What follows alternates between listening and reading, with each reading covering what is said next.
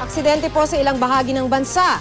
Patay ang dalawang sakay ng motorsiklo sa Rojas, Isabela matapos itong sumalpok sa isang truck. Sa La Paz, Tarlac naman, namatay ang isang lalaki nang sumalpok ang sinasakyang tricycle sa isang van. Makibalita tayo kay Roland Umangay ng GMA Dagupan. Tumilapon ang pasahero ng tricycle na ito nang sumalpok sa isang van sa La Paz, Tarlac. Labis na napinsala ang kaliwang paa ng biktima na agad niyang ikinamatay.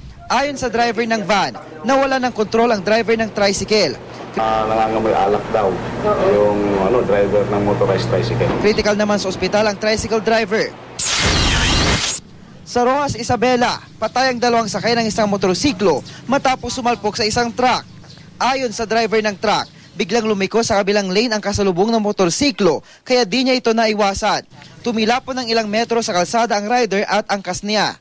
Hindi pa matiyak ng pulisya kung bakit biglang lumihis ng direksyon ang motorsiklo. Sa Iloilo City naman, bumaliktad ang isang SUV sa gitna ng daan nang iwasan nito ang bike na tumatawid sa isang intersection. Kwento ng driver ng SUV, nawalan siya ng kontrol kaya bumanggag sa sasakyan sa isang poste bago bumaliktad. Kasi yung dalagan na. Sa kanya, mahina yung iyang adlagan, kaso why yan naging, sa mga witnesses, why siya naka-apply sa preno, ginlikaw yung magbiada yung sasakyan.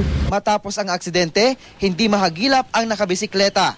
Roland Umangay, Nagbabalita, Pilipinas.